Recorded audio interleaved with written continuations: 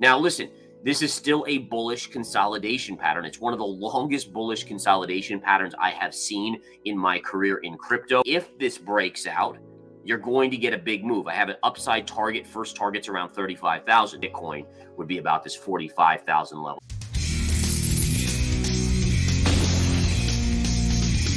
In today's video, Chief Market Strategist of InTheMoneyStocks.com Gareth Soloway tells us all about his latest analysis of the charts as well as his predictions and price targets for Bitcoin.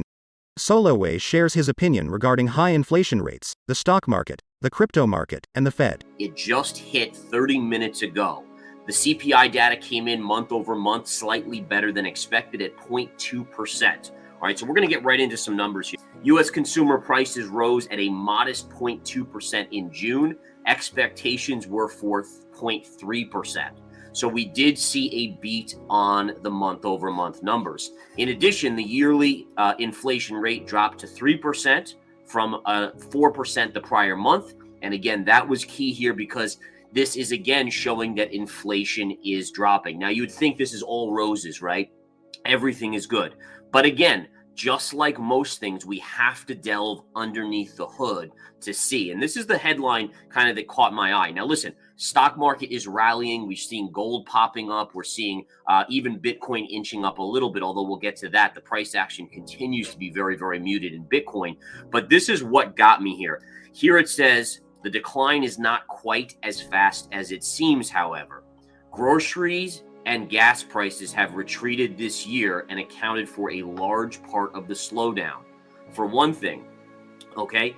And some huge monthly increases in consumer prices in 2022 have dropped out of the yearly calculation. So again, when you go back year over year, you have some big calculation in pops that have dropped off because, again, they had their biggest pop in inflation about a year plus ago. And so they've fallen off the calculation, or essentially it's not that big pop anymore. So the question here is this number as good as it seems? And again, I would warrant a little bit of caution here. To me, again, this is as this clearly says, you have gas prices and grocery prices that maybe are not giving us the true picture, and some things are falling off. But having said that, prices on the markets are up on this news. All right. So we are seeing the dollar decline. The dollar has now had a 1, 2, 3, 4, 5 candle decline on the daily chart. We are coming towards support though. And again, this is important because this is directly relatable to how the stock market performs, right?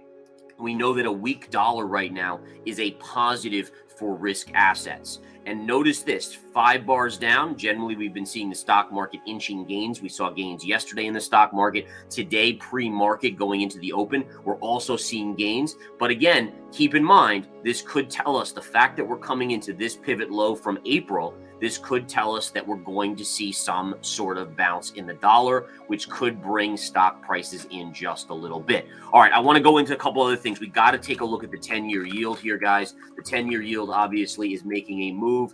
Notice this, and this is Technicals 101.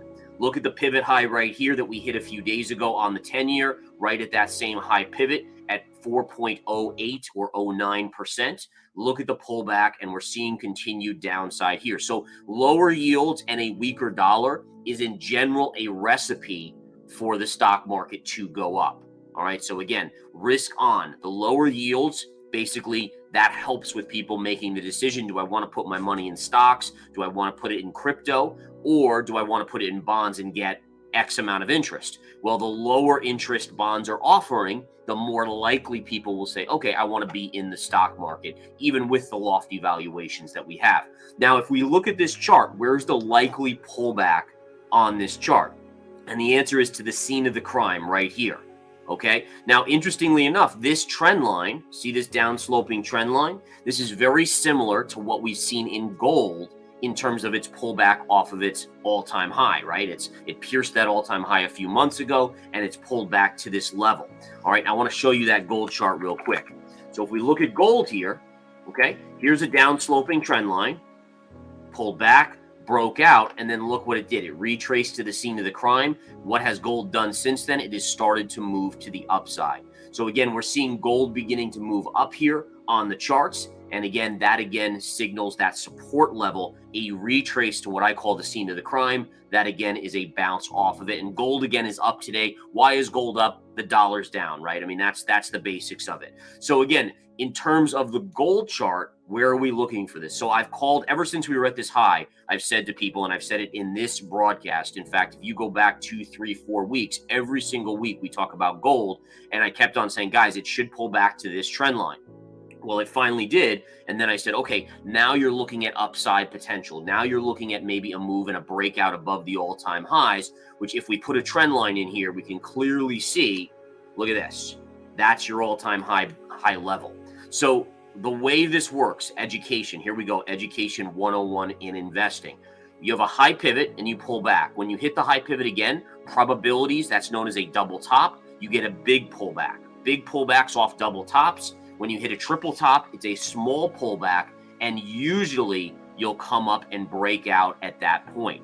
So again, the idea here is that we've gotten the shallow pullback in gold. My guess is this is the beginning of a bigger move up in gold that we should take out by year end, this all-time high. And actually, I wouldn't be surprised to see 21, 22, even 2,300 by year end on gold. Okay, so again, couple little tidbits there that I want you guys keeping a close eye on. So as long as the soft landing narrative, the fact that investors are saying, okay, the Fed can totally make us into this perfect landing where everyone sings kumbaya and everything goes great, well, then silver's going to outperform. But if you get into a point where we start to see interest rates continuing to climb, all right, or at least staying stationary, and jobs continue to decline, which remember, we saw the non-farm payrolls report last Friday that signaled a slowdown in the job market, that if that continues and we don't get this soft landing, silver will underperform gold. Because again, it is an industrial metal. It is used in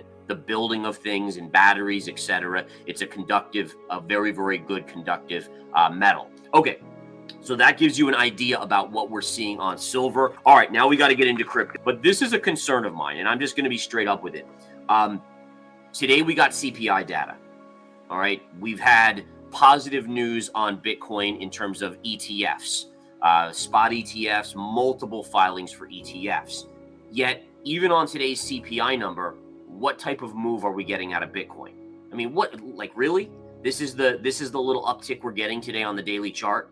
Now, listen, this is still a bullish consolidation pattern. It's one of the longest bullish consolidation patterns I have seen in my career in crypto, as well as even in stocks, but it is still inside of the 30,000 to 31,000 range. So it still is slightly bullish, okay?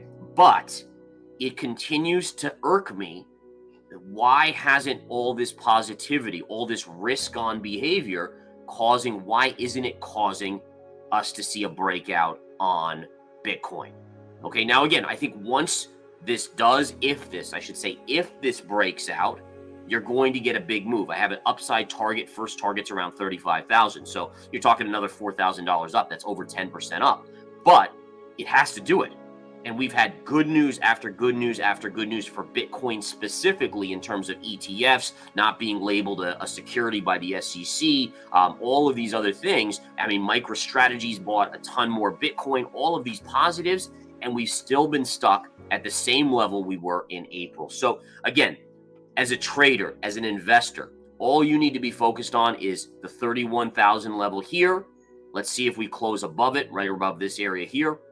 Or on the bearish case, do we close below this trend line here? If we close below, I'll show you where we're going to go. All right, we're going to go right here. This is going to be your target, basically 26,600, give or take. That's a classic trend line that is a no-brainer. So again, break here, we go here. If we move to the upside, then I think we head towards this area right here, right around 35,000. Your max upside, by the way, on Bitcoin would be this area. In fact, I can go back even further here. Bear with me as I draw this in. If we take this pivot high here, look at this beautiful pivot and trend line. Look at that. That would be that would kind of be your maximum upside that I could see in a short amount of time on Bitcoin, would be about this 45,000 level. You can see trend lines here, it touches these lines, and that's where we had a big breakdown. That could be a retrace to that level. Now, by the way, what's interesting about this 45,000 level, it's basically equidistant between this low and this high. So it would essentially, and again, I can do the fibs. I think it's pretty close to a 50% retrace. Let's see. Yeah, very close. So right there's your 50% retrace right here around 43,000. So you're essentially at a 50% retrace from your highs to your lows. So little things like that kind of warrant attention. But that's, again, contingent on us breaking through 31, going to 35, and then breaking through 35. All right, so it's kind of a long way away, but it is something worth keeping an eye on.